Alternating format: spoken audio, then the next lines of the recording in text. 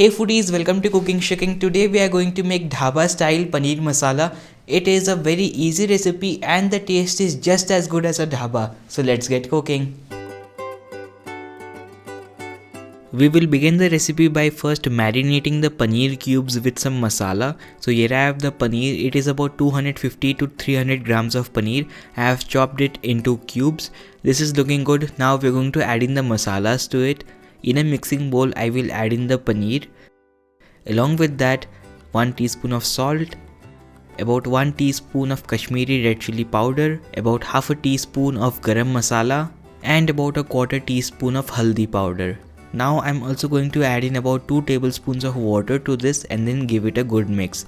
Be careful, you do not want to break the paneer cubes. All the paneer cubes have been coated really well with the masalas. It is looking great. Now we will keep it aside for about 30 minutes. In the meanwhile, let's make the gravy for our paneer masala. So first we will heat up a kadhai. In this kadhai, I will add in about 3 tablespoons of oil and about 1 tablespoon of ghee. Dhaba style recipes like this one are generally high on fat, particularly ghee and oil. You can reduce it down if you want to. The oil is hot. Now I'm going to add in the spices. First of all is cumin seeds, about 1 teaspoon of it. I will also add in a few more spices, 3 to 4 crushed cardamoms, about 1 inch of crushed cinnamon, and 4 to 5 crushed cloves, or also known as long. Now we are going to mix all the spices really well with the oil and let the spices infuse with the oil for about a minute. After about 1 minute in low flame, we are going to add in the onion to it. Here I am using finely chopped onions. I have just added them to a chopper. You can also grate them or make a puree out of it. These are 3 medium sized onions and we are going to cook them in medium flame until they are golden. Once the onions are half cooked, we are going to add in the ginger to it. Here I am using 1 inch of ginger. We are also going to add in chopped garlic. These are 4 to 5 cloves and about a teaspoon of salt. Now we are going to cook this all together until the onion is golden. The onions are golden. Now we are going to add in the spices to it. Here I am using about 1 teaspoon of Kashmiri red chili powder, about 1/4 teaspoon of black pepper, 1 teaspoon of Kasuri Methi, which is also known as dried fenugreek leaves, about half a teaspoon of Garam Masala, 1 teaspoon of Coriander cumin powder. If you don't have this, you can use half teaspoon of coriander powder and half a teaspoon of cumin powder. And finally we are going to add in the besan to it. Here I am using 1 tablespoon of besan. You can also use atta instead of besan if you want to. Basically, ingredients like besan, atta, cashew nuts, sesame seeds, peanuts are a thickener. They ensure the gravy does not separate into water and stays thick and together. You can skip it if you want to, it's totally not necessary.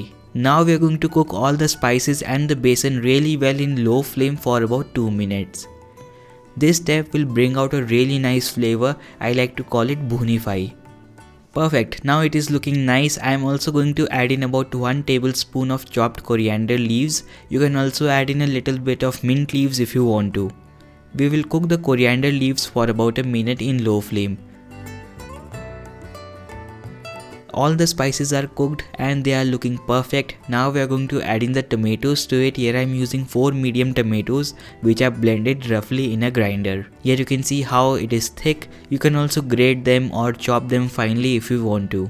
After adding the tomatoes, give it a quick mix and cover the pan and cook it in low flame for about 3 to 4 minutes. Now in high flame we will cook the masala until it starts leaving the sides of the pan. After cooking this masala for about 6 minutes in high flame, it is looking perfect. Now we are going to add in the paneer to it. But before adding the paneer, we have to cook it as well. So in a pan, we are going to add in about 1 tablespoon of ghee. This step will ensure the paneer gets really soft, guys, so please do it. In this hot pan, we are going to add in the paneer cubes. We will now toss and cook the paneer cubes in high heat for about a minute. Basically, we are warming up the paneer and also getting the spices inside the paneer. So this is really necessary for this recipe. We do not want to brown or cook the paneer, just warm it up. Now we are going to add it to the paneer masala gravy. Before adding the paneer to the gravy, we are going to give it a good mix, and you can see how this has already started leaving the fat. It is looking perfect. We are going to add in the paneer cubes to this.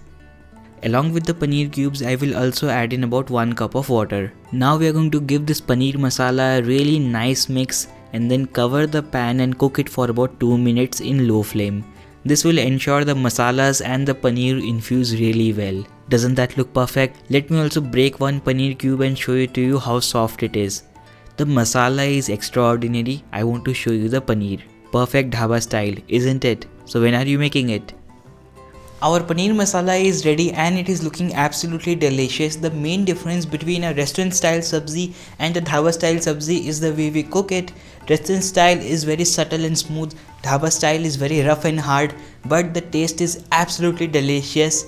I'm sure you will love it, so do try it and share with me how it goes for you. Thank you so much for watching this video. Hope to see you in my next one.